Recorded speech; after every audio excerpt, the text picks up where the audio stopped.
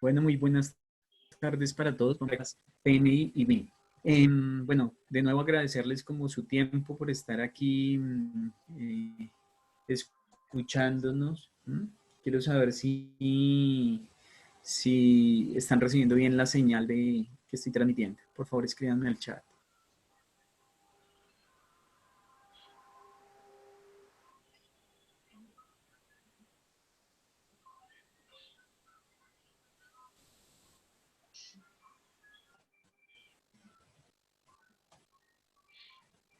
Listo, muchachos. Les agradezco que si en algún momento empezamos a tener interferencia, entonces,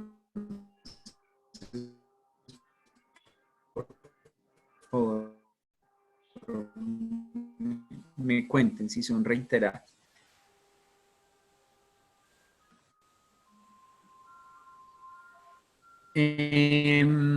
Los cuales del tema del ciclo de vida del proyecto, y vamos a arrancar desde ese punto. Entonces, la pantalla.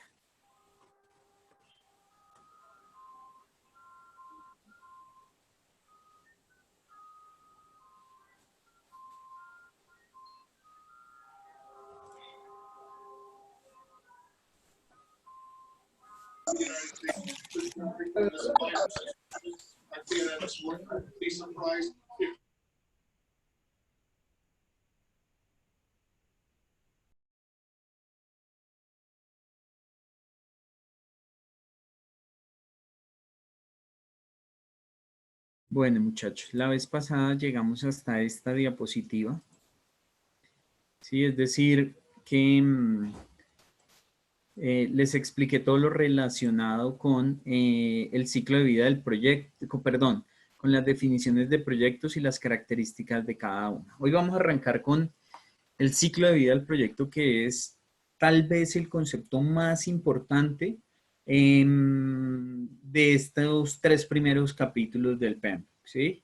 Porque muchos de ustedes, creo que lo decía en la clase pasada, de alguna manera trabajan en empresas que ejecutan contratos y el contrato en sí mismo pues es un proyecto, ¿sí? Pero es un proyecto con algunas características ilimitado en algunos y espacio limitado en algunos sentidos. Eso quiere decir que cuando uno ejecuta normalmente un contrato, ese contrato ya pasó por un proceso de planeación que está aguas arriba en el ciclo de vida del proyecto. Más adelante enfatizaré un poco en eso. Entonces, en esta diapositiva que tienen ustedes acá, eh, hay un ciclo de vida típico de proyectos. Y este es un ciclo de vida, un modelo de ciclo de vida de 5 fases, ¿sí? Y la primera observación que debo realizar es que cuando hago la apertura digo que es un modelo de ciclo de vida. Eso quiere decir que no todos los modelos de proyectos, de gestión de proyectos de construcción tienen 5 fases como este. Voy a explicar este de 5 fases y después concluiré con que algunos podrán tener en otras empresas 4 fases, 3 fases, incluso menos fases. Dice Gerardo, hay contratos que inician desde la ingeniería conceptual. Esto lo dejan a algunos contratos. Sí, Gerardo, incluso hay un tipo de contrato que se llama EPC. EPC por sus siglas, voy a responder en el chat. Ingeniería, procura y construcción. ¿Sí?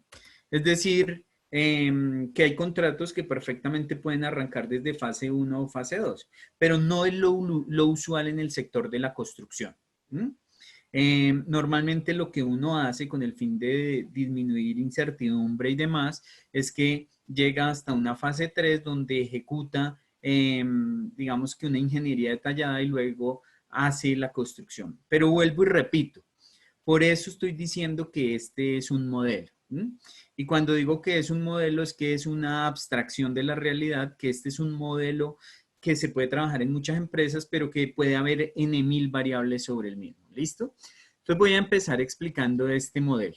Este modelo que tienen acá tiene una primera fase, la fase 1, que normalmente esa fase, aunque aquí se denomina identificación, pues hace referencia a la identificación de la necesidad y de la oportunidad. ¿Mm? Entonces, se dice que normalmente los proyectos nacen por una necesidad, ¿m? O por una oportunidad. Imaginemos en esta serie de videos voy a recurrir a dos ejemplos básicos. Imaginemos, digamos, la Agencia Nacional de Infraestructura, ¿sí? Tiene por alguna delegación del gobierno colombiano pues la responsabilidad de gerenciar proyectos de construcción de infraestructura vial. ¿Mm? Y en ese sentido, como toda empresa seria y robusta en gestión de proyectos, es posible que tenga algo que se denomina un banco de proyectos o incluso un banco de iniciativas. Es decir, tiene una serie de candidatos a proyectos que en ese caso, vamos a tomar el ejemplo de que son bancos de iniciativas asociados a proyectos viales, ¿sí? Es decir, hay que unir un punto A con un punto B mediante una carretera. ¿Mm? Entonces, esa es la fase donde apenas se identifica que hay esa necesidad, ¿m? O esa oportunidad de unir esos dos puntos y demás.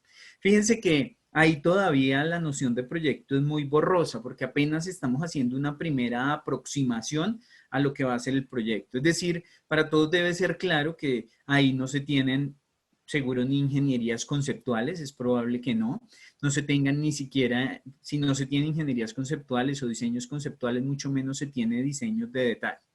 Entonces, ese como un primer ejemplo. Imaginemos otro ejemplo con una empresa del sector productivo. Y voy a decir un nombre de una empresa cualquiera. En este caso, se me viene a la mente Alpina. ¿Mm? Alpina es una empresa cuyo, digamos, cuyo objeto, cuyo core de negocio está enfocado en la producción de derivados lácteos, ¿sí? Entonces, supongamos que el vicepresidente de mercadeo o el vicepresidente comercial, o no sé cómo se llama en Alpina, identifica que hay la oportunidad de llegarle a un mercado, a un nicho de mercado que hoy por hoy se lo está llevando otra empresa. Entonces, que hay la oportunidad de llegar con un producto como Bonjour a la costa. ¿M? Pero se da cuenta también que para poder cumplir con esa oportunidad, para poderla llevar a cabo, pues necesita más capacidad instalada. Más capacidad instalada, entendida como más infraestructura, no puede lograr su cometido de llegar a satisfacer. Entonces, necesita producir 1 millón de bonchures diarios y con la planta actual no alcanza. Entonces, apenas ahí es cuando se identifica a lo largo de las fases 1 y 2 y 3, se van a ir haciendo aproximaciones para entender cómo se, valga la redundancia, cómo se atiende esa necesidad o esa oportunidad. Entonces, esa fase 1 básicamente tiene digamos que esa connotación. Aquí, entonces, tenemos unos rombitos que en el modelo del PMBOK debe entenderse que el modelo de rombos hace referencia a tomas de decisión. Entonces, se dice que el modelo del PMBOK es un modelo por compuertas, ¿sí? Porque pues el modelo por compuertas quiere decir que después de que se surte cada fase, la fase está sujeta a una toma de decisión. Eso quiere decir que después de hacer unos análisis de la necesidad, de mapear la necesidad y la oportunidad, vamos a ir a hacer una presentación ante un comité que se llama el Comité de Toma de Decisión, que normalmente está integrado por el sponsor o tomador de decisiones de la organización. Allá se lleva un mapeo, ¿sí? Incluso dentro de esta fase, aun cuando no se tiene, digamos, el detalle, ni siquiera muchas veces la conceptualización de la idea, se hacen unas primeras estimaciones de costos, se hacen unas primeras estimaciones de tiempos, de riesgos, los objetivos, por supuesto, sí están claros, qué es lo que se quiere y se lleva a ese comité. Y es ese comité el responsable de decir si si el proyecto continúa o no continúa. Es decir, en ese comité se pueden tomar diferentes decisiones. La primera decisión es que pueden decir, no, venga, con esa primera estimación de costos, que en realidad es más de orden de magnitud que de cualquier otra cosa, decidimos que no, que el proyecto va a quedar ahí suspendido. O definitivamente no le gasten más energía a ese proyecto porque no, porque ya miramos otros riesgos y son demasiado altos y no. O sencillamente puede decir ese comité, sí, parece interesante, continuemos a la fase 2 y liberar los recursos para la fase 2. En la fase 2, digamos que aquí se denomina en esta diapositiva, se muestra como evaluación. Básicamente lo que se hace es conceptualizar alternativas, ¿sí? Entonces, para atender una misma necesidad o oportunidad, como los ejemplos en los que les he dado, pueden surgir varias formas de atenderla. Entonces, voy a ir al ejemplo de Alpina. Supongamos que si la necesidad es cubrir más mercado, o sea, aumentar la capacidad instalada para producir, puede ser que se construya una planta nueva, ¿sí? Entonces, esa puede ser una alternativa. Alpina tiene en Sopó un predio y entonces en ese predio lo que va a hacer es desarrollar ingenierías, construir y poner en operación entonces una planta nueva. Pero no es la única alternativa. La misma necesidad o la misma oportunidad se puede atender de otra manera. ¿De qué otra manera se podría atender? Entonces de pronto dice, no, venga, más bien para ahorrarnos los tiempos que pueden tardar hacer diseños, obtener una licencia de construcción, construir y demás, compremos una bodega por aquí cercano, en un predio cercano, con unas características definidas y nosotros hagámosle algunas adecuaciones. Y entonces, esa también puede ser otra alternativa que apunta a atender la misma necesidad u oportunidad. O sencillamente puede que digan, no, venga, evaluemos otra alternativa que sea que subcontratamos la producción, ¿sí? Lo que digamos, en ese tipo de negocio se conoce popularmente como maquilas. Entonces son tres alternativas que al final, digamos que todas van encaminadas a atender la misma necesidad u oportunidad. En esa fase 2, pues entonces se plantean las alternativas, pero la idea es que esas alternativas entren a ser evaluadas y en esa evaluación de alternativas finalmente salga una alternativa preseleccionada o seleccionada de fase 2. ¿Listo? Entonces, seguramente se deben tener claros algunos criterios contra los cuales se van a evaluar esas alternativas. Uno ya como que intuitivamente comprende algunos, entonces para el caso de Alpina, el primero puede ser que la alternativa que menor costo represente, la más económica, la alternativa que más rápido pueda poner en operación la infraestructura para atender el mercado que queremos atender. Esas como que intuitivamente uno las deduce, pero puede haber otras. Entonces puede ser que para Alpina sea muy importante que la producción esté ahí mismo en Sopó. Entonces la localización de esa planta, ese puede ser otro punto a evaluar. Y se hace mediante una evaluación de alternativas que tiene, digamos que 2 etapas. Más adelante entraré específicamente en uno de los procesos del PMBOK a detallar un poco cómo es ese análisis de alternativas. Pero al final, lo que sale de esa fase 2 entonces debe ser la conceptualización de esas alternativas y se llevan a un comité de toma de decisión nuevamente. Y en ese comité de toma de decisión, integrado por quienes ya le decía que generalmente es el tomador de decisión, el sponsor y otros ejecutivos o otros involucrados clave en el proyecto, entonces nuevamente se toma una decisión. Entonces finalmente aquí con un poco más de detalle que acá, que en la fase 1, ¿sí? Aun cuando aquí todavía se utiliza estimación análoga y paramétrica, tanto para evaluación de costos como para estimación de tiempos en cronograma, pues aquí se tiene un poco más de detalle y nuevamente aquí se puede tomar una decisión. En caso de que digamos, producto de todos esos análisis de fase 3, el comité defina que sí, que es viable y decida ir a la fase 3, entonces libera los recursos de la fase 3, ¿sí? Es decir, libera los recursos que se requieren para la siguiente fase, pero con una perspectiva amplia de qué va a ser el proyecto y entra a la fase 3, que aquí la denominamos de definición. Y se denomina la fase 3 de definición porque es donde se hace la definición más detallada del proyecto.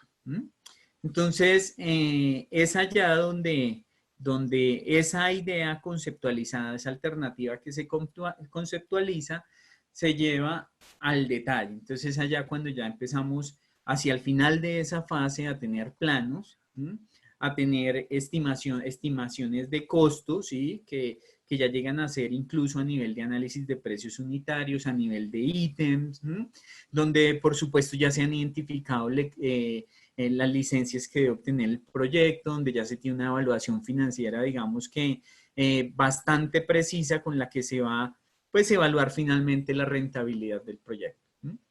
Y surtida esa fase, entonces se llega aquí a esta toma de decisión que tristemente es una de las fases donde, digamos, quedan la mayoría de proyectos, ¿sí? Y sobre todo, por ejemplo, en las entidades públicas, se ve mucho que los proyectos se dejan llegar hasta esta fase. Y acá, cuando hay que tomar una decisión realmente importante, porque es el momento de pasar a la fase de ejecución, a la construcción, entonces, muchas veces se dice, no, guarde ese proyecto que todavía no hay plata. Muchas veces donde se dice, no, venga, cambie esto desde la fase 2 porque la alternativa, como la conceptualizamos, entonces en realidad no queremos el metro elevado, sino lo queremos subterráneo o viceversa. Entonces eso implica no solo cambios acá, sino cambios casi que desde la fase 2. Entonces aquí se quedan muchos proyectos. Si uno va a ver sería interesante conocer pues un estudio, por ejemplo, de cuántos proyectos llegan hasta acá y cuánta plata gasta, por ejemplo, el Estado o las empresas públicas en proyectos que quedan acá. Pero fíjense que a la vez también es interesante comprender que estas tres fases que contemplan lo que es la planeación, pues están hechas para eso. Es decir, es perfectamente válido en una fase 3 decir, no, el proyecto no va. Pero supongamos que eventualmente el proyecto se le da aprobación y se pasa a una fase 4 de ejecución. Aquí se llama de ejecución.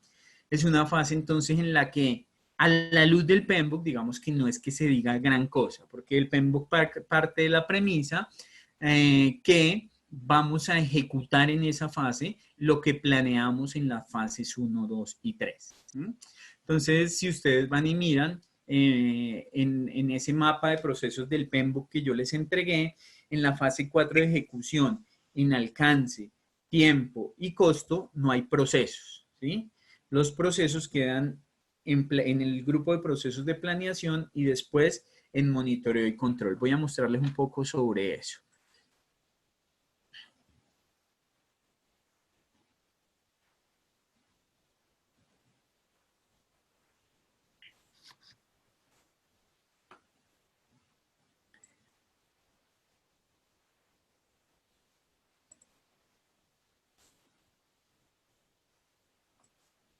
Me refiero a esto, muchachos.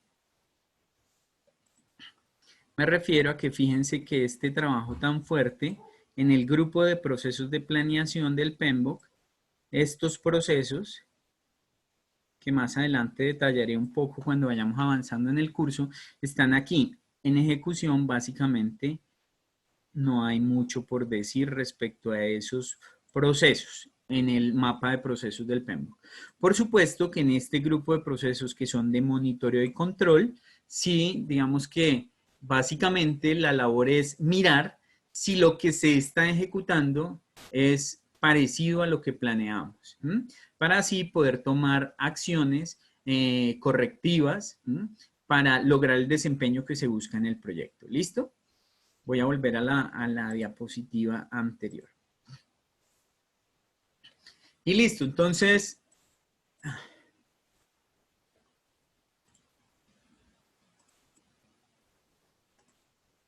Y listo, entonces acá finalizamos la ejecución y digamos que en la ejecución entramos en una fase 5 que aquí se llama de operación. Esa fase 5 que ahí se llama operación y que este es un modelo pues que traje de otra página, básicamente más me gustaría llamarlo de comisionamiento y puesta en operación. Porque si este es el ciclo de vida del proyecto, desde aquí hasta aquí, ustedes deben comprender que la vida del proyecto, el punto de inicio está aquí y la finalización del proyecto está aquí. Por tanto, la operación realmente, lo que conocemos en el argot popular como operación, está después de ese punto. ¿Listo? Estela dice, en ejecución se encuentra monitoreo y control. Excelente pregunta, Estela. Ponle cuidado a lo siguiente. Tú has llegado a un aspecto bien importante que siempre hago mucho énfasis con mis alumnos y es los grupos de procesos, ¿sí? Que son 5, inicio, planeación, ejecución, monitoreo y control y cierre, en estricto sentido no representan etapas del proyecto. ¿Listo? Quiere decir que, por ejemplo, monitoreo y control no es que solo se ejecuten, se haga en la fase de ejecución, no, se hace durante todo el proyecto. ¿Mm? Porque si bien es cierto, en fase 2 o en fase 3 todavía no tienes construcción propiamente de la obra, pues sí tú tienes un interés porque se controlen las actividades del proyecto, sea que estás desarrollando una ingeniería conceptual, sea que estás desarrollando una ingeniería básica, sea que estás desarrollando una ingeniería detallada, lo que sea que estés desarrollando durante esas fases también requieres. Entonces, casi que respondo a tu pregunta con que si bien es cierto que el componente más importante, el seguimiento y control, está en la ejecución, no quiere decir que solo ahí se ejecute. Uno. Y dos, el segundo componente de mi respuesta es lo que ya te dije, que los grupos de procesos en estricto sentido no representan las etapas del proceso. Otra cosa es que cuando uno los lee, sí más o menos pareciera que dan como luces de en qué etapa se encuentra el proyecto, pero en estricto sentido no representan las diferentes fases. Ahorita voy a ir a una diapositiva para ampliar en eso. Entonces decía que aquí en la fase 5 de puesta en operación, una fase bastante compleja, ustedes los que ya han trabajado en obras me entenderán, básicamente entonces está el desafío de pues hacer entrega a la operación. ¿Mm? Y en nuestras obras de construcción eso implicará entonces que hay un operador, alguien que nos debe recibir el activo y al cual nosotros tenemos que ir a entregarle desde dossier, planos ASBIL, garantías, manuales, una serie documental. ¿Sí? Debemos hacer también entonces en esa fase un cierre administrativo que contempla cierre de contratos, de órdenes de compra y demás. Y también, digamos que como mejores prácticas está un tema que se conoce como precomisionamiento, comisionamiento y puesta en operación. Eso está dentro de esa fase de puesta en operación. Precomisionamiento, entonces, entendido como que cada sistema en nuestra edificación pues tiene unas pruebas recomendadas por fabricante y demás para que se chequee si está operando adecuadamente. Entonces, imaginemos en el caso del aire acondicionado para un edificio, contempla ir desde chequear los tableros desde donde se controla el aire, mirar que está funcionando bien, mirar que no hay alarmas, ir a los ductos por donde hay ingreso de aire, medir caudales, ¿sí? Porque incluso en la práctica se deberían medir caudales. Otra cosa es que no es tan común que lo hagamos, ¿sí? Pero mirar si los caudales que se están generando son los suficientes, y las temperaturas están en el rango y demás. Comisionamiento, después entendido como que, bueno, ya probé cada sistema por aparte, pero ahora tengo que poner a andar todos los sistemas en simultáneo, ¿sí? Porque muchas veces lo que sucede es que prendo por aparte el aire acondicionado, funciona bien, pero cuando pongo a funcionar todos los sistemas de la edificación, entonces resulta que se me salta un breaker, resulta que entonces las capacidades no dan, resulta que entonces una tubería por allá de agua potable quedó unida en algún punto con la red eléctrica, entonces me empieza a salir agua por las tomas, todo ese tipo de cosas. Y finalmente, envolviendo todo lo que involucra la fase 5, puesta en operación, que es compleja. En esa fase 5 y en general en todas las fases, el PMBOK tiene un proceso que se llama, o una herramienta más bien que se llama taller de lecciones aprendidas. Se supone que al final de cada fase, como requisito para uno llegar a esta toma de decisión, debería hacer un taller de lecciones aprendidas. Debería hacerlo también acá y debería hacerlo antes de cerrar el proyecto. Acá, entre la fase 4 y 5, fíjense que no hay rombito, lo cual en este modelo significa que no hay toma de decisión. Lo anterior, dado que, pues ya qué decisión se va a tomar si ya básicamente nos consumimos todos los recursos, es decir, ya ejecutamos. Ya aquí, aunque en el PMBOK hay un modelo que muestra aquí un rombito, no es usual que aquí se dé toma de decisión. ¿Listo? Dice, Gerardo, se entrega lo que esté en el contrato porque hay contratos que son, por ejemplo, llave en mano y se entregan tan solo hasta terminación mecánica, por ejemplo. Sergio, ¿esto no sería el plan de calidad y aseguramiento de calidad? Sergio, digamos que lo único que quisiera asegurar, digamos que enfocar la respuesta es que a la luz del PMBOK, el PMBOK habla de dos tipos de calidad. Habla de un proceso que es realizar aseguramiento de calidad, y habla de otro que es gestión de calidad. El aseguramiento de calidad enfocado en los procesos. Entonces, cuando uno se está preparando para el examen del PMI, es enfática esa pregunta. Le dicen cuál es la diferencia entre aseguramiento de calidad y control de calidad. El aseguramiento de calidad, entonces, está enfocado en los procesos. Y por ende, como aseguramiento de calidad, no está hacia el final o sea, hacia la fase 5, sino a lo largo de todo el proyecto. Porque usted siempre va a tener procesos.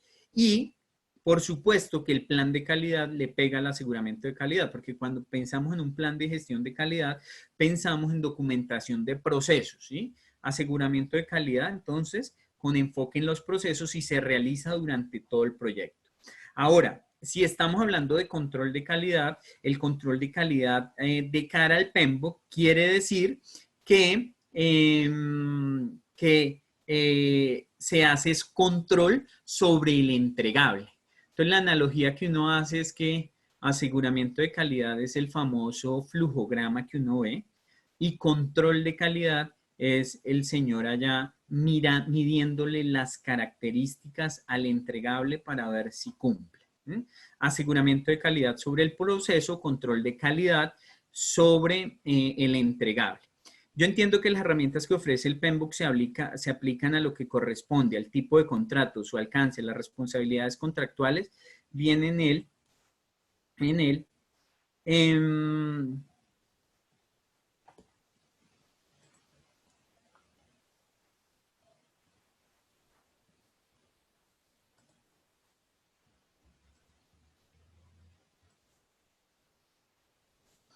Listo, entonces, ojo que ahorita voy a referirme específicamente al contrato. Por el momento, entonces, estoy hablando del ciclo de vida del proyecto. Permítanme un segundo ahí.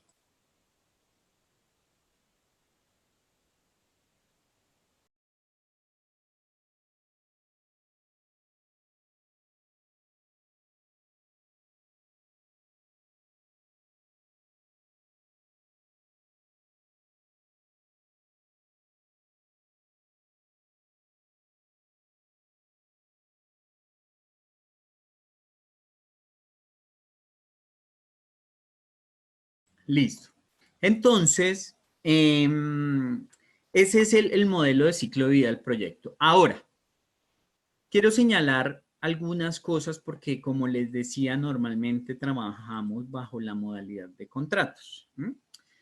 Entonces, por supuesto que hay de todo. De hecho, les decía que esto es un modelo, es decir, este modelo puede tener 1000 variaciones. Yo lo he venido compilando a lo largo del tiempo como uno de los modelos más útiles, pero tiene varias variaciones. Es usual que cuando, digamos, en los contratos de obra pública, es usual, no siempre se usa así. Entonces, ¿cómo se haga, cómo se aplique esta vaina? Entonces, pensemos en el caso de la construcción de un proyecto vial para conectar dos municipios en Colombia. Es usual que la fase 1 la haga la entidad contratante, ¿sí? Porque en la fase 1 lo que se hacen es análisis, como les decía, de la necesidad, la oportunidad. Se empiezan a recoger las variables, ¿sí? Apenas se empiezan a recoger. Entonces, es usual que esta fase la haga la entidad contratante. Pero, por ejemplo, en el caso de la ANI, si bien en muchos casos gerencia proyectos de infraestructura vial, también es cierto que ellos no son ni diseñadores ni constructores de carreteras. Ese no es el core de su negocio. Entonces, puede pasar que ella contrate, que la ANI, que esa empresa, contrate a un proveedor que le ejecute los diseños conceptuales. Y ahí hago, digamos que, otro comentario. La fase 2 no es solo los diseños conceptuales, ¿sí? Tiene mucho más. Más adelante les voy a mostrar. Solo que el core de la fase propiamente, el core, el aspecto más importante es ese planteamiento de alternativas, la selección de una alternativa y la toma de decisión. Entonces puede que la ANI aquí llame a un diseñador experto de carreteras para que le haga una evaluación conceptual, le plantee alternativas, analice alternativas y demás. ¿Listo? Y después, con una ingeniería conceptual, es posible que contrate a otro diseñador para que ya le haga el diseño detallado para la alternativa que seleccionó acá. ¿Mm? Pero también podría pasar de otra manera. Podría pasar que contrate a un solo proveedor que le haga el análisis de alternativas conceptuales, la evaluación, demás, y que después le desarrolle la ingeniería detallada. ¿Listo? También podría ser de esa manera. Ahora, normalmente lo que uno ve en la mayoría de contratos es que aquí en la fase 3, después de la fase 3, por aquí se da apertura a una licitación, ¿sí? Que muchas veces se abre esa licitación con todos los entregables que se han construido aquí otro proveedor, que ha construido aquí otro proveedor. Y entonces aquí se abre una licitación con esos entregables, con lo que nosotros muchas veces conocemos como los estudios previos y demás, y este proveedor esté encargado de la ejecución, ¿sí? Esté encargado de la ejecución, la construcción e incluso muchas veces este proveedor ayuda en algunos temas de aquí de la puesta en operación porque él muchas veces es el que tiene que capacitar a las personas que van a entrar a operar el activo, todo. E incluso en contratos viales muchas veces también se hacen contratos donde el que ejecuta el proyecto es el que continúa operando después, ¿sí? Bajo un modelo de concesión. Es decir, solo quiero que sean conscientes que este es un modelo, pero que puede tener muchas variaciones en función de lo que se requiere. No, Sergio, ahí sí estamos en total desacuerdo. Un contrato también es un proyecto, porque por definición, a la luz del PMBOK, un contrato, ¿sí? Es un proyecto, perdón, es un esfuerzo temporal para conseguir un resultado único. ¿Mm? Entonces mi pregunta sería, Sergio, ¿eso no le aplica a un contrato? ¿No es un esfuerzo temporal? La respuesta es que recuerden que a la luz del PMBOK no es que yo a todos los proyectos les tenga que aplicar los mismos procesos de mi, digamos, todos los 49 procesos que indica el PMBOK, ¿sí? Sino que soy yo con el criterio técnico, con el juicio de expertos, dependiendo del alcance del proyecto que yo esté buscando, quien finalmente decido qué procesos le aplico. Entonces, para mí, un contrato también es un proyecto, ¿sí? Es un proyecto dentro de otro proyecto más grande, pero es un proyecto.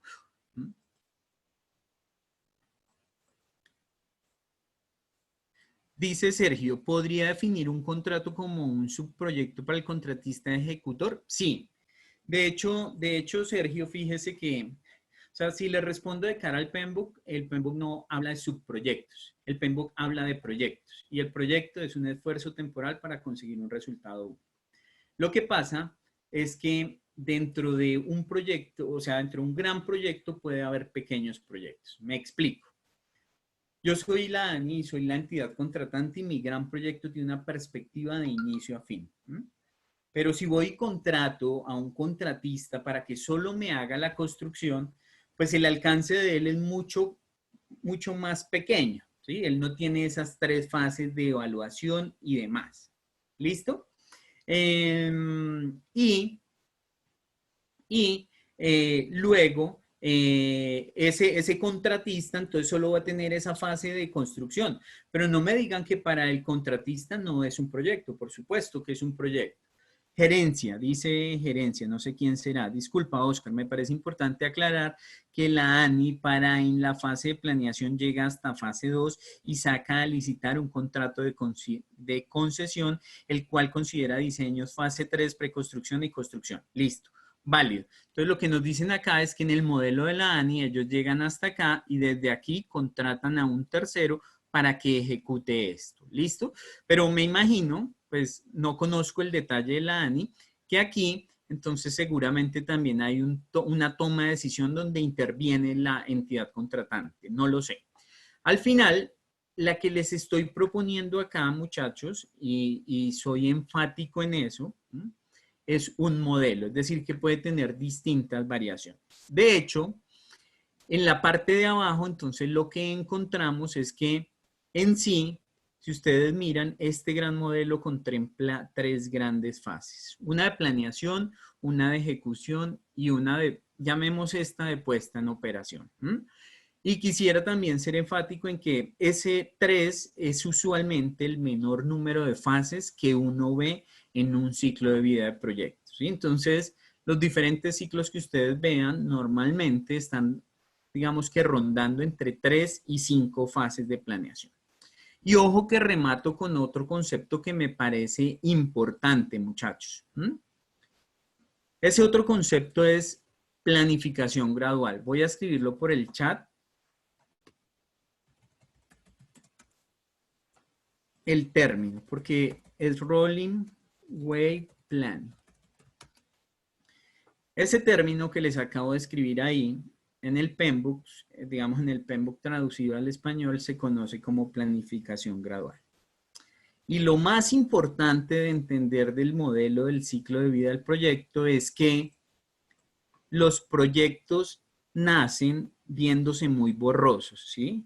Es decir, cuando yo voy a arrancar un proyecto, tengo clara la necesidad y la oportunidad y después los voy madurando. Eso es normalmente lo que se llama un modelo de maduración de proyectos. Entonces, primero acá levanto bien requerimientos, luego acá entonces hago análisis de alternativas, pongo alternativas sobre la mesa, las evalúo y luego por acá, entonces hago un diseño detallado. Todo esto es lo que se conoce como planificación gradual. ¿Qué quiere decir? Que los proyectos, al igual que, digamos, en eso se parecen a los humanos, nacen, crecen y se van desarrollando, ¿sí?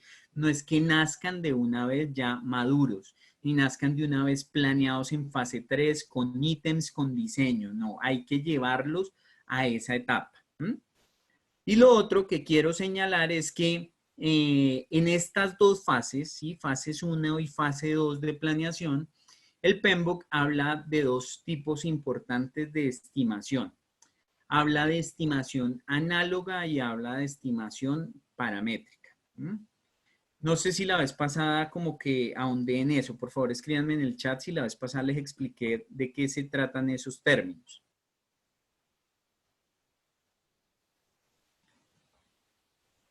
Estimado Gerardo, lo veo muy activo. Déjenme terminar si quiere y ahorita le cuento. Fast Track, de cara al PMBOK, ¿sí?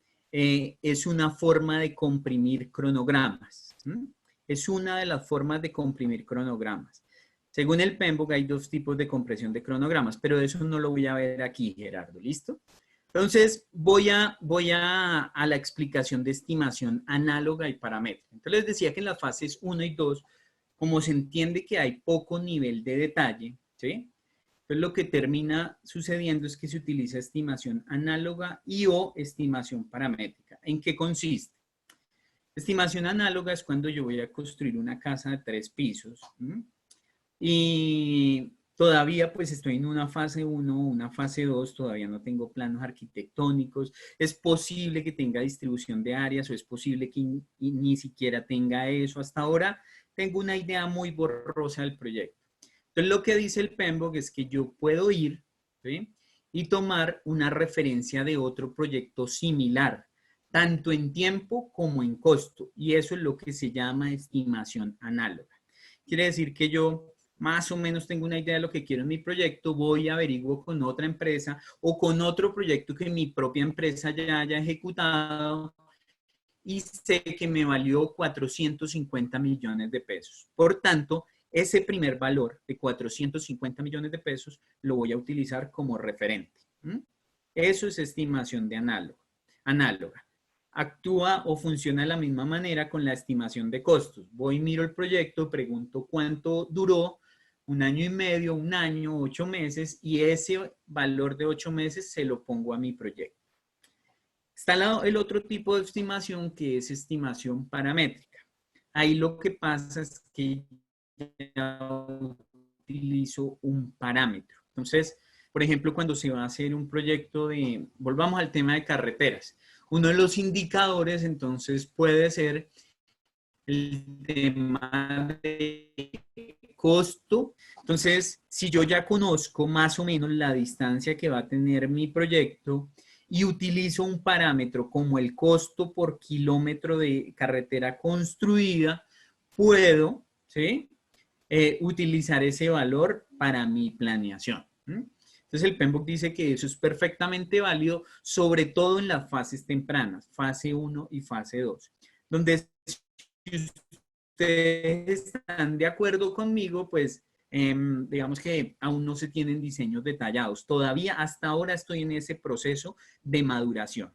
Y de ahí que el PMBOK hable de unos tipos de estimación, ¿sí? Orden de magnitud, es decir, aquí solo tengo valores de orden de magnitud que pueden tener un más 75, un menos 50% de desviación.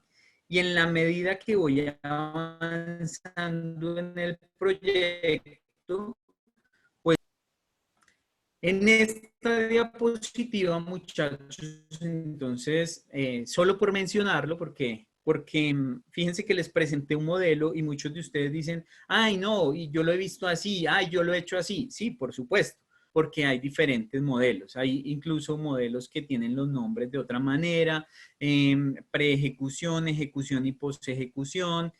Por ejemplo, en algunos casos manejamos son los términos de estudio de prefactibilidad y de factibilidad.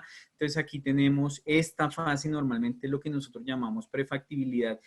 Perdón, estas dos fases son lo que normalmente en otros lados se llama prefactibilidad. Y al final, las empresas tienen diferentes modelos, pero la esencia es la misma. Lograr mediante planificación gradual ir madurando los proyectos. Incluso, fíjense que yo aquí les hablé de un modelo donde toda la ingeniería de detalles se hace aquí. Y luego se abre una licitación para construcción. Eso no siempre es así. Ingeniería básica, que es una ingeniería que no tiene tanto detalle como la detallada, ¿sí? Pero ya tiene un buen nivel de detalle, pero no es absolutamente detallada. Y abren la licitación aquí, de manera tal que le dejan al contratista ejecutor la responsabilidad de construir.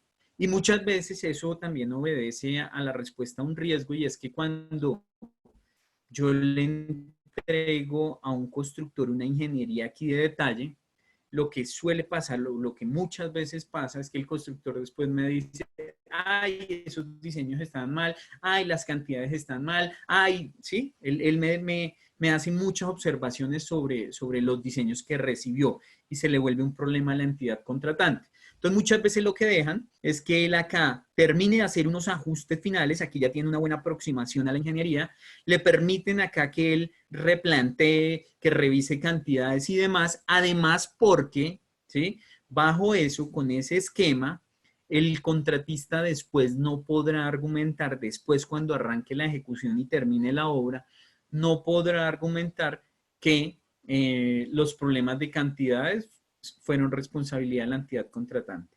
Porque la entidad contratante le dirá, no, yo le di a usted una ingeniería detallada y usted ahí pudo haber haberme dicho, haber ajustado los diseños, haberme ajustado las cantidades y haberme dicho que yo estaba equivocado en esas cantidades. Entonces, a lo que voy es que este modelo puede tener n.000 variables. ¿Listo?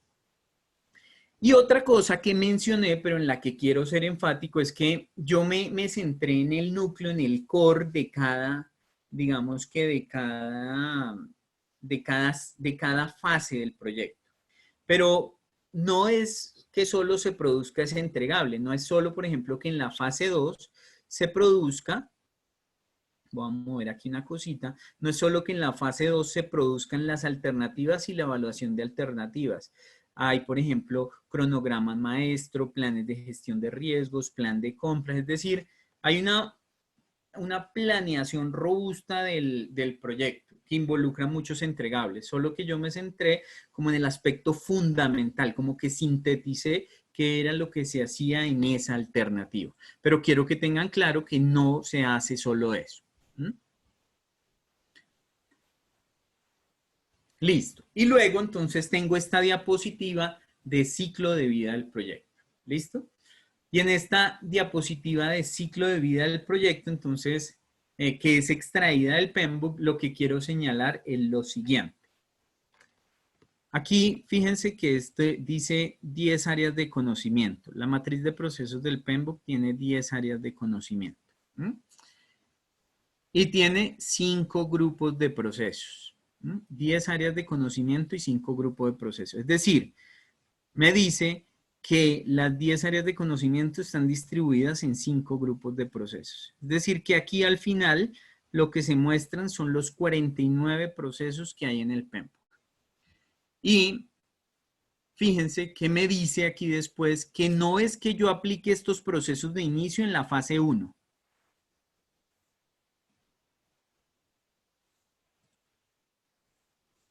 Dice, no es que yo aplique estos procesos de inicio en la fase 1 del proyecto, ni este en esta fase y este en esta fase. Ese esquema lo que me quiere mostrar es que los procesos que vamos a ver en adelante pueden ser aplicados en una fase del proyecto o en más de una fase del proyecto. Incluso algunos son iterativos.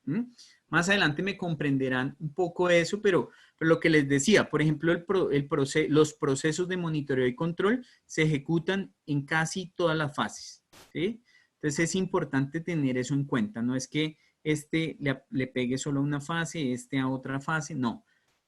Muchos procesos pueden aplicar en diferentes fases del ciclo de vida del proyecto. Pregunta por el chat, ¿eso me lo comprenden? ¿Eso último que acabo de decir?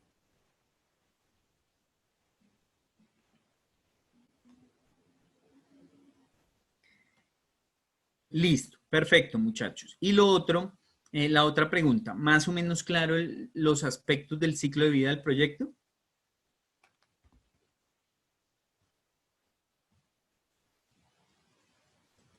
Listo, perfecto. Perfecto, muchachos. Entonces, casi que con eso, lo que he hecho es explicarles los 3 primeros capítulos del PMBOK, ¿sí? Entonces aquí ahora voy a pasar a hacerles unas preguntitas, ¿sí? No es para que me respondan, sino es para que ustedes allá al frente de sus computadores, cada uno, como que analice si estas temáticas que he presentado le han resuelto esas preguntas, es decir, le dan respuesta a estas preguntas, ¿sí? Porque es posible que si no lo está haciendo es porque ustedes no están interesados o porque yo no he sabido explicar bien o por lo que sea. Entonces es un buen momento para que ustedes reevalúen y digan, venga, no, definitivamente no quiero gastar mi tiempo haciendo este curso, ¿sí? Que es perfectamente válido. Yo ya sé mucho, ¿sí? Yo ya sé mucho, en mi empresa lo trabajamos cada rato, no me está aportando nada. Entonces, es importante dejar a las personas que, digamos, que quieren aprender. Entonces, las preguntas son las siguientes, muchachos, solo para que revisen si he dado respuesta a estas preguntas. Primero, ¿cuál es la definición de proyecto según PMBOK edición 6? ¿Sí? Entonces, recuerden que yo ahí señalé 3 palabras, esfuerzo temporal y único. ¿Sí? Es un esfuerzo temporal para conseguir un resultado único. La siguiente es, ¿qué es el PMBOK? Entonces hago esa pregunta solo para que ustedes tengan claro que cuando hable del PMI me estoy refiriendo a la institución, ¿sí? El Project Management Institute, que es una institución, una empresa que produce buenas prácticas. Y cuando hable del PMBOK, lo que estoy diciendo básicamente es un compendio, es un libro de buenas prácticas. ¿Qué es una PMO? Creo que aquí lo mencioné, ¿sí? Cuando dije que muchas empresas se dedican a ejecutar proyectos de forma proyectizada, que llama el PMBOK. Es decir, tienen un proyecto para ejecutar y contratan un gerente de proyecto, y tienen otro proyecto y contratan otro gerente de proyecto. Quiere decir que usted está ejecutando dos proyectos con dos gerentes de proyectos que a lo mejor tienen estilos, conocimientos que son muy diferentes. Eso puede generar en las empresas proyectizadas que los proyectos, a pesar de que se ejecutan en una misma empresa, pues se ejecuten de maneras bien diferentes. Y puede generar que entonces el proyecto A se ejecute muy bien, que tenga buenos resultados, y el proyecto B se ejecute regular y tenga regulares resultados. Muchas veces cuando las empresas son proyectizadas, a lo que recurren es a una oficina de gestión de proyectos. Entonces es una oficina que otorga un aval a los proyectos y que su función es asegurar metodológicamente que los proyectos cumplen unos estándares mínimos antes de entrarse a ejecutar.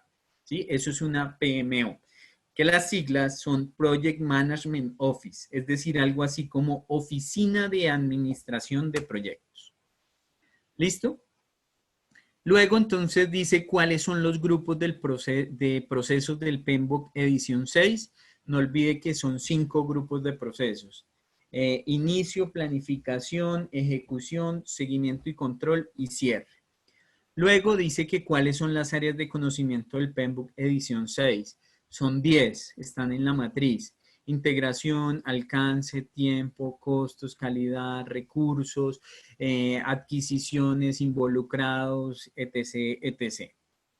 ¿Cuántos son los procesos del PMBOK edición 6? 49 procesos. Que además, vuelvo y repito, muchachos, no es que se tengan que aplicar a todos los proyectos de la misma manera y con la misma rigurosidad. Es más, no es que ni siquiera se tengan que aplicar todos. Es uno con su equipo de proyectos quien define cuál le aplica al proyecto que uno está ejecutando. ¿Sí? Ahí ya di respuesta a esa otra pregunta. Explique el concepto de ciclo de vida del proyecto, no lo voy a explicar porque recién lo expliqué.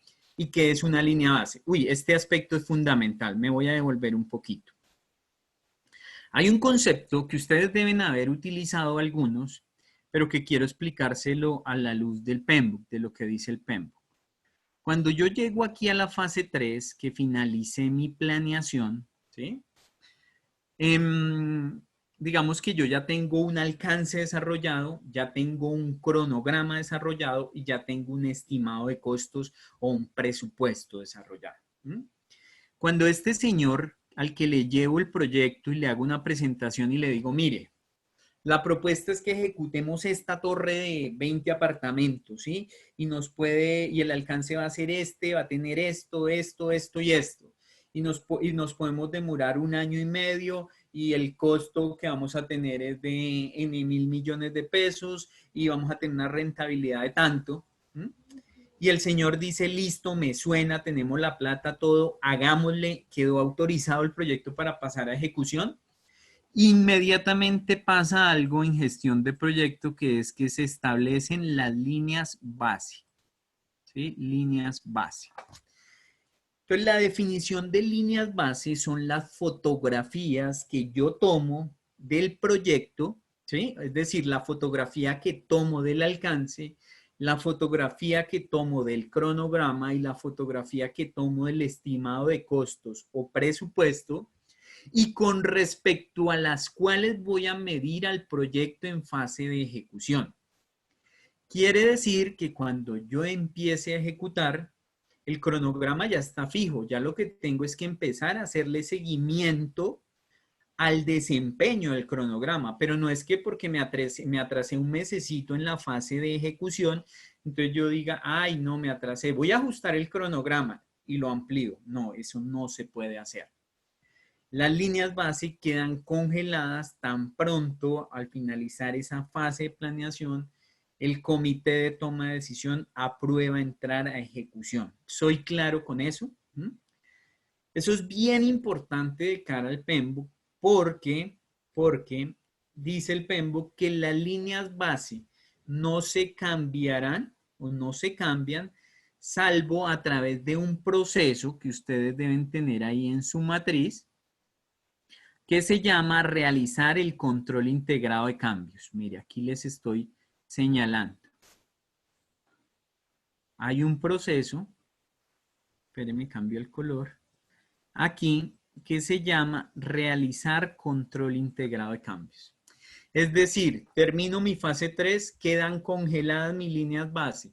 Y si después, durante la ejecución, sucede algo que creo que amerita el cambio de la línea base, tengo que ir a un comité que nuevamente está precedido por el sponsor, por el tomador de decisión y por todos los que participaron en la toma de decisión, y son ellos quienes aprueban si el control integrado de cambios se aprueba o se rechaza.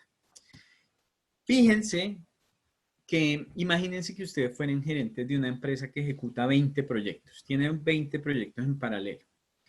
Fíjese que la metodología es muy buena en el sentido que usted, como tiene congeladas las líneas base, usted tiene la tranquilidad de que no es que cada gerente de proyecto le cambie a usted el cronograma o le cambia los costos y usted ni se da cuenta, no. Usted tiene congelado eso y entonces todos los informes de desempeño serán con respecto a esa planeación y será usted y su comité de control integrado, su comité de control de cambios, los únicos que podrán autorizar un cambio a las líneas base. Dice, cronograma, costos y James, alcance, tiempo y costo, o lo que sería el equivalente, alcance, cronograma y costos.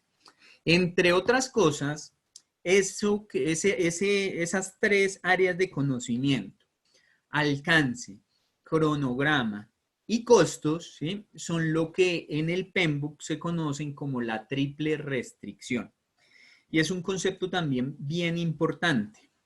Dice la teoría de la triple restricción que el alcance, el cronograma y los costos son variables que están tan ligadas, o sea, la una depende de la otra, todas dependen de todas, que siempre que usted piense en realizarle alguna modificación en el alcance, debería tener en cuenta los impactos que eso tendrá en cronograma y en costos. Y viceversa. Si usted le dice, si usted le presenta a alguien un proyecto y ese alguien le dice, uy, redúzcamele el tiempo a la mitad, usted inmediatamente debería pensar qué impacto tiene eso, o en los costos o en el alcance. Es decir, a la luz del PMBOK no es que tenga mucho sentido eso de que a uno le diga, no, bájele el presupuesto a la mitad, pero téngame el cronograma igual y no me cambie el alcance. Eso ahí como que suena raro. Dice Mary Benítez, por ejemplo, eso se vería si cuando estamos en ejecución de obra de un proyecto se requiere realizar ajustes a los estudios y diseños. ¿Está bien mi interpretación si los estudios y diseños son la línea base? Claro, Mary, digamos que en este ejemplo que tú pones, los estudios y diseños hacen parte del alcance, ¿sí? Porque tú planeaste, imagínate que estás ejecutando un hospital y cambia algo de los diseños. Entonces eso implica que ya vas a tener que hacer cambios al proyecto. Ojo que al final el concepto es que puede que tú después de hacer el análisis determines que como el cambio es tan pequeñito, ¿sí?, no te va a afectar nada. No te va a afectar nada ni en cronograma ni en costos. Entonces, de eso es que se trata, de que se analice, ¿sí?, qué cambios